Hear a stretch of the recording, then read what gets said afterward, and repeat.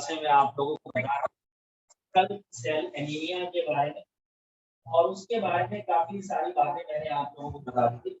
उसी को आगे हम लोग यहाँ पर बच्चों कंटिन्यू करते हैं। तो हमने यहाँ पर एक चीज देखी थी कि प्यूरिन है और पायरिमिडीन। प्यूरिन हमेशा पायरिमिडीन के साथ ही रिप्लेस होता है। प्यूरिन में है मेरे पास ए और जी, और पायरिमिडीन में है मेरे पास बी और सी। ठीक है, जबकि सिकल सेल एनीमिया के अंदर हम लोगों ने यहाँ पर क्या देखा था कि जो मेरे पास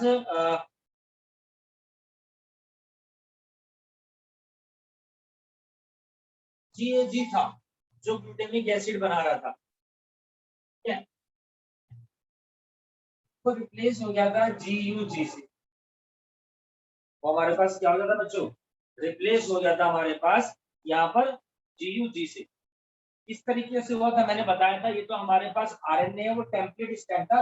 टेम्पलेट स्टैंड के अंदर चेंजेस हुए थे, जिसके वजह से जो आरएनए बना था वो कायदे से जी बनना चाहिए था, लेकिन वो बन क्या गया जी, क्योंकि टेम्पलेट स्टैंड के अंदर जो मिडिल वाला नाइट्रोजन स्पेस है उसके अंदर चेंजेस हुए थे। तो हम लोग यहाँ पर इसको ही बोलते हैं बेसिकली ट्रांसवर्स म्यूटेशन। देखो, प्यूरिन जो होता है वो रिप्लेस होता है किस चीज से, प्यूरिन रिप्लेस होता है बेसिकली पायरिमिडीन। तो अब जहां जहां पर भी हम लोग क्या देखते हैं कि बीटा चेन होगी हमारे पास हीमोग्लोबिन, तो बीटा चेन में जहां पर भी वैलिन प्रेजेंट होते हैं, ठीक है, बीटा चेन में जहां पर भी मेरे पास वैलिन प्रेजेंट है, वहीं पर हम लोग क्या देखते हैं कि आपका हीमोग्लोबिन अटैच हो जाएगा। वहां पर हमारा क्या होगा बच्चों, हीमोग्लोबिन अटैच हो जाएगा। तो इसके अंदर देखते हैं क्या होता है, कैसे होता है, किस तरीके से होता है। देखिए, एक तो बॉन्ड होते हैं हीमोग्लोबिन में, जिसकी वजह से अटैचमेंट हो गया अपने पास। दूसरी चीज हम लोग यहाँ पर देखते हैं कि वहां पर क्या होगा, polymerisation. Here is the polymerisation of HP होगा, and the network formed of haemoglobin. RBC की शेप अनस्टेबल हो जाएगी, जहां जहां पर भी हमारे पास ग्लूटामिक एसिड वेलिन से रिप्लेस होगा, वहां पर ये सारी चीजें हमारे पास होती है। और शेप कैसी हो जाएगी आरबीसी की, मेरे पास बाइकोन्केव शेप। नॉर्मली हम लोग पढ़ते हैं आरबीसी की जो शेप होती है स्फेरिकल होती है, लेकिन वो टॉप व्यू से जब देखते हैं, अगर मैं साइड व्यू से देखता हूँ उसकी शेप ऐसी होती है, बिल्कुल बालूशाही की तरह। बालूशाही खाई आप लोगों ने कभी जिंदगी में? तो टॉप से बॉटम से थोड़ी सी पिच की होती है, ठीक है। तो आप देखिए बाइकोन्केव शेप है नॉर्मली ये हमारे पास, लेकिन ये चेंज हो जाती है। बाइकोन्केव शेप चेंज हो जाएगी मेरे पास सिकल शेप में।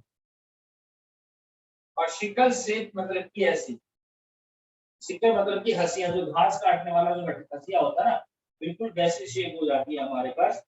और इसमें एक चीज और है कि it is just primary effect, इसी प्राइमरी इफेक्ट है। अब देखो शेप चेंज होने की वजह से क्या क्या चीजें हो रही है, ये सब प्राइमरी इफेक्ट्स में हो गए। अगर मैं बात करता हूँ यहाँ पर थोड़ी सी और बातें, देखिए क्या क्या हो रहा है।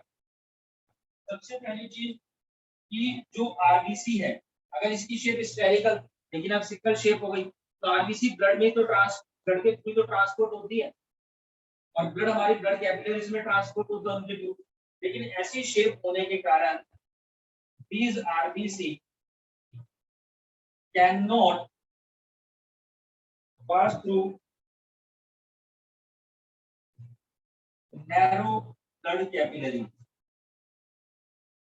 जो नैरो ब्लड कैपिलरीज होती है उनमें से पास नहीं हो सकता। फिर due to this there is a clogging, यहाँ पर क्लोगिंग होगी, ठीक है। उसके अलावा जो ब्लड की सप्लाई होती है,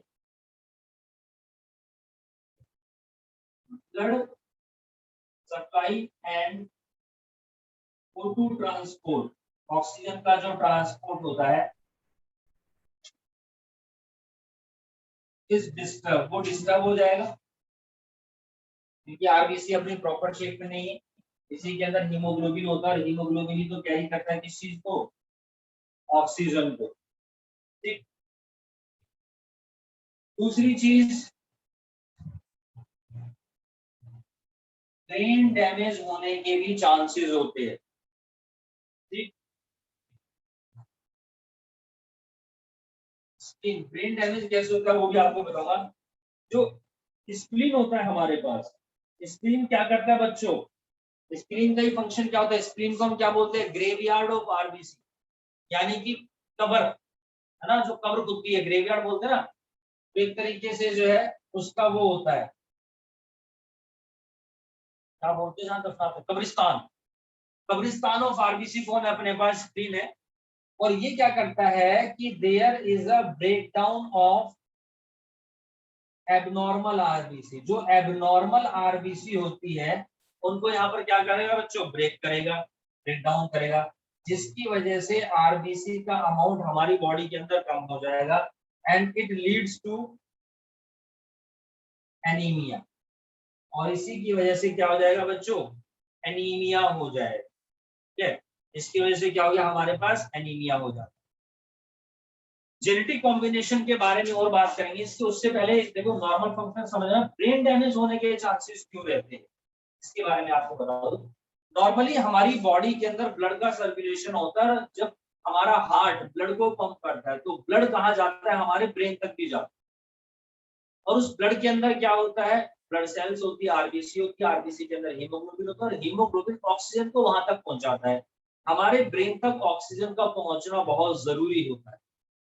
अगर ब्रेन को प्रॉपर अमाउंट में ऑक्सीजन नहीं मिलता है तो ब्रेन काम करना बंद कर देता है, ब्रेन डैमेज भी हो सकता है, इवन अगर लंबे समय तक ना मिले तो मेंटली रिटार्ड भी हो सकता है। ठीक है, आपने जैसे देखा होगा नॉर्मली कई बार क्या होता है, छोटे बच्चे होते हैं, या मैं कह रहा हूं किसी बच्चे की डिलीवरी हुई है ना, तो आपने देखा होगा जब बच्चे की डिलीवरी होती है तो रोता है, और कई बार अगर वो नहीं रोता है तो डॉक्टर्स बोलते हैं, मूवीज में सीरीज में इस तरह देखा होगा, ये अरे डॉक्टर डॉक्टर डॉक्टर बच्चा तो रो ही नहीं रहा है। जैसे 3 इडियट्स में देखा होगा आपने, उसमें भी एक खाला से बच्चा रो नहीं रहा होता है ना, जब वो दूसरी टेक्निक से बच्चे को बर्थ देती है तो बच्चा रोता नहीं है, उसके बाद वो बच्चे को रुलाते हैं, फिर उसके वायरस के हाथ में देते हैं, है ना, मोहम्मद ईरानी के हाथ। तो बेसिकली क्या होता है कि जब बच्चा मदर के पेट में होता है तब तो उसको ऑक्सीजन मिल रहा होता है, ठीक है जी, प्लासेंटा के थ्रू। लेकिन जब वो बॉडी से बाहर आता है तो उस समय उसको अपनी फर्स्ट ब्रीथ खुद लेनी होती है, और फर्स्ट ब्रीथ लेने के लिए उसे रोना पड़ता है। जब वो रोएगा, देखा ना छोटे छोटे बच्चे रोते हैं, सुबकी सी भरने लगते हैं, तो उस समय वो रोते तो सुबकी सी भर रहे, तो समझ लो उनकी फर्स्ट ब्रीथ आ रही है। अगर बिल्कुल छोटे बच्चे उस समय तो सांस भी अटक जाती है, कई बार देखा छोटे में। तो जब वो बच्चा रोएगा, जो पैदा हो रहा है, अगर वो रोएगा तो फर्स्ट ब्रीथ लेगा, और जब फर्स्ट ब्रीथ लेगा तो उसके कारण ऑक्सीजन कहां पर पहुंचेगी, उसके ब्रेन तक। अगर कई बार ऐसा होता है बच्चा रोता नहीं है या फिर थोड़ा सा लेट अगर वो रोता है, तो उस समय तक ऑक्सीजन जो है प्रॉपर अमाउंट में ब्रेन तक नहीं पहुंची, उन ऑन दैट केस जो बच्चा होता है वो मेंटली रिटार्डेड भी हो सकता है। तो कई बार देखो बच्चा रोता नहीं, डॉक्टर उस बच्चे को उल्टा लटका देते हैं, रोता है तो भी लटका देते हैं ताकि ब्लड का फ्लो हो नीचे ब्रेन तक, अपने आप ही रोने लगता है उल्टा लटका। कई बार नहीं रोता है तो उसके मारते हैं हल्का सा जो बहुत नॉर्मल सा, और उससे बच्चा रोने लगता है, जैसे 3 इडियट्स में या किसी और भी मूवीज में देखा है, बहुत सारे सीन्स हैं। तो सब फर्स्ट ब्रीथ लेता है, तो वहां तक पहुंचना ऑक्सीजन का बहुत जरूरी है। अब आरबीसी जब ब्लड कैपिलरीज में ट्रांसपोर्ट हो नहीं रहा, आरबीसी डैमेज है तो हीमोग्लोबिन डैमेज है, उसकी ऑक्सीजन कैरिंग कैपेसिटी को डिस्टर्ब हो रही है, ब्रेन तक नहीं पहुंचेगी, तो हमारे ब्रेन डैमेज होने के यहाँ पर क्या होता है बच्चों, पूरे पूरे चांस होते हैं। क्लियर है, चलिए अब हम यहाँ पर देखते हैं कि इस केस में what is the genotype combination, यहाँ पर जीनोटाइपिक कॉम्बिनेशन क्या होगा, what is the genotypic combination, हमारे पास यहाँ पर इसका जीनोटाइपिक कॉम्बिनेशन क्या है। तो देखो अगर HbA और HbA है तो इसका मतलब वो पर्सन हमारे पास क्या है बच्चों, नॉर्मल, ये नॉर्मल। अगर है मेरे पास HbA और HbS, ठीक है जी, और तीसरी कंडीशन है HbS और HbX। अब देखो HbS और HbS है, तो पक्की बात है कि disease, there is a abnormal HB यानी कि हीमोग्लोबिन। ठीक है जी। इस केस में हम लोग क्या देखते हैं, किसी बच्चे में होती है तो भैया गारंटेड डेथ हो जाएगी चाइल्डहुड में ही। क्यों? Due to the SCA sickle cell anaemia के कारण। अब एचबी और एचबीएस के बारे में हम बात करते हैं तो इसके अंदर क्या है, ये है मेरे पास नॉर्मल हीमोग्लोबिन और ये है मेरे पास एचबीएस यानी कि एबनॉर्मल हीमोग्लोबिन। यानी कि मेरे पास एक ही कैरेक्टर को रिप्रेजेंट करने वाले दो दो जीन्स एक साथ प्रेजेंट है। This is also an example of codominance. ये कोडोमिनेंस का भी एग्जांपल है जी। अब इस वाले केस में हम लोग क्या देखते हैं, बंदे के अंदर सिकल सेल ट्रेट तो प्रेजेंट है, ये तो कंफर्म है, सिकल सेल ट्रेट तो है उसके अंदर, लेकिन there is a normal RBC. RBC हमारे पास वहां पर नॉर्मल होती है। ठीक है जी। और अगर ऑक्सीजन की अवेलेबिलिटी हम लोग देखते हैं लो होती है तो आरबीसी की शेप कैसी हो जाएगी, सिकल सेल हो जाएगी। तो ये हमारे पास है। इस बीमारी का सिर्फ एक ही सिग्निफिकेंस है, एक ही फायदा है, जो भी सिकल्ड पर्सन होता है, सिकल सेल एनीमिया होती है, उसके अंदर खास बात क्या होती है, it is resistant to malaria. वो मलेरिया से बचा रहता है। क्यों? क्योंकि जो मलेरियल पैरासाइट होता है can not penetrate the sickle cell membrane of RBC. RBC की सिकल सेल मेम्ब्रेन को वो किसी भी कीमत पर पेनिट्रेट नहीं कर पाता। That's the reason behind it. That is clear to all of you. अब हम बात करते हैं बच्चों यहाँ पर PKU, that is the phenylketonuria. देखिए फिनाइल कीटोनुरिया जो डिसऑर्डर है इसके अंदर होता क्या है, सबसे पहली चीज, it is an autosomal recessive trait. बात नंबर एक। एंड ये बाय बर्थ ही ऐसा होता है। This is an inborn error of metabolism. जब बच्चा पैदा होता है होने वाला तो उस समय उसका तुरंत उसका टेस्ट होता है। कुछ लोग टेस्ट करवाते ही, तो उनके साथ होगा नहीं, लेकिन ऐसी दिक्कत होती है, समस्याएं आती है। जैसे आप लोगों ने सुना कुछ लोगों को दौरे पड़ते हैं, बच्चों को दौरे पड़ते हैं, है ना, हो सकता है उनके साथ की समस्या। There should be a PKU. अब इसमें होती क्या चीज है, देखो जो भी अफेक्टेड इंडिविजुअल है उसके अंदर कमी क्या होती है इस बीमारी के अंदर, there is the lack of enzyme. उनकी बॉडी के अंदर एक एंजाइम है जिसकी फॉर्मेशन नहीं होती है, उसका नाम है यहाँ पर फिनाइल एलेनाइन हाइड्रोक्सिलेज। तो ये हमारी बॉडी के अंदर बनता नहीं है।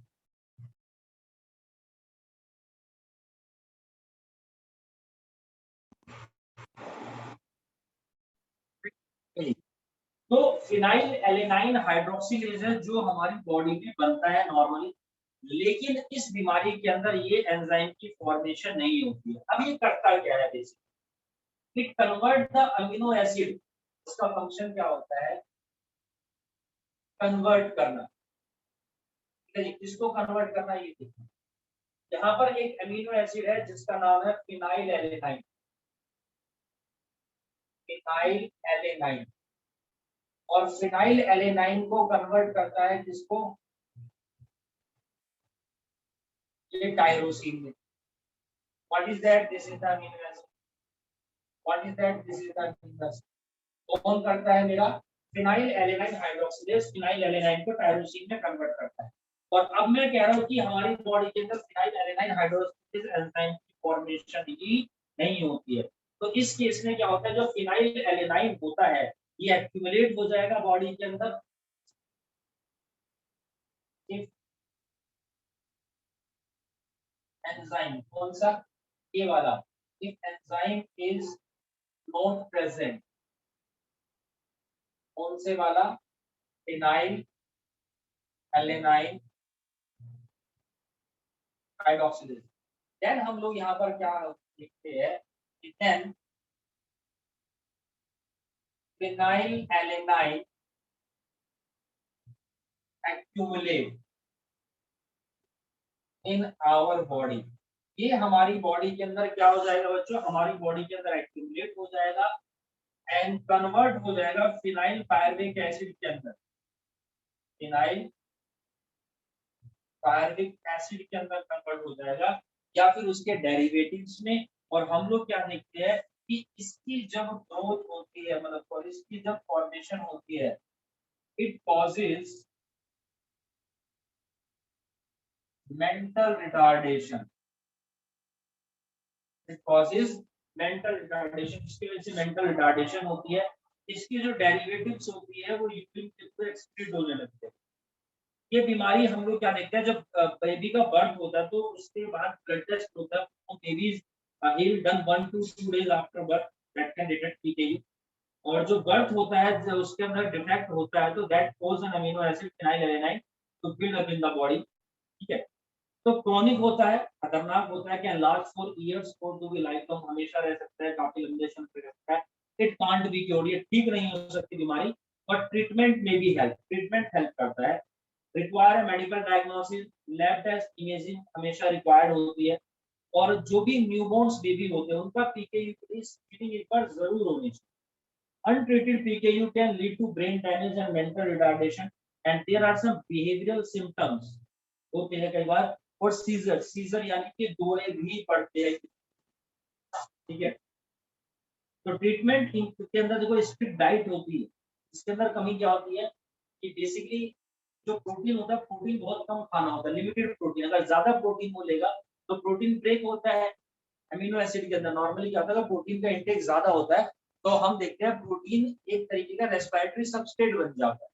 और जब रेस्पिरेटरी सबस्ट्रेट प्रोटीन होगा तो वो टूटेगा किसके अंदर, अमीनो एसिड के अंदर और अमोनिया के अंदर। और उसी में ये अमीनो एसिड ज्यादा निकलेगा, एक्टिवेट होगा। तो जिस बंदे के अंदर डिसऑर्डर है वो तो बाय डिफॉल्ट ही उसको नहीं पचा पा रहा है और वो और ज्यादा अमीनो एसिड के वाला उसके अंदर बनेगा। तो हम लोग क्या देखते हैं, नॉर्मली जो इस तरह के पर्सन होते हैं उनके साथ क्या समस्या है, डिले डेवलपमेंट, डेवलपमेंट डिले होती है ना। जैसे कुछ बच्चे होते हैं जो बोलना बहुत लेट शुरू करते हैं, चलना बहुत लेट शुरू करते हैं। वो आप देखते हैं कि सीढ़ियों पर चढ़ तो जाते हैं लेकिन उन्हें उतरने में दिक्कत होती है ना। बहुत सारे ऐसे केसेस होते हैं, ठीक है। कलर्स को आइडेंटिफाई नहीं कर पाते, है ना, हर एक पर्सन को आइडेंटिफाई नहीं कर पा रहे हैं, जब भूल जाते हैं। जबकि छोटे बच्चे अक्सर ऐसा करते नहीं है ना, उन्हें सब कुछ याद रहता है। तो ये सारे इश्यू होते हैं। शॉर्ट स्टेचर, हाइट छोटी रह जाती है, स्लो ग्रोथ होती है। और इंटेलेक्चुअल डिसेबिलिटी और स्लोनेस इन एक्टिविटी के अंदर सुस्त होते हैं।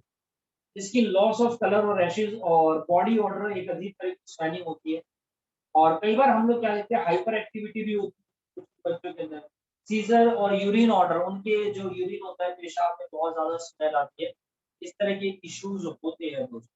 So a person has PKU lacks a gene which code for genetic information for how to synthesize the enzyme phenylalanine hydroxylase, यानी कि that is the PAH, इसी को हम बोलते हैं PAH, phenylalanine hydroxylase, this is the PAH। This enzyme break down the amino acid phenylalanine को ये break down करता है। ये नहीं होगा तो भैया वही समस्या आ जाएगी।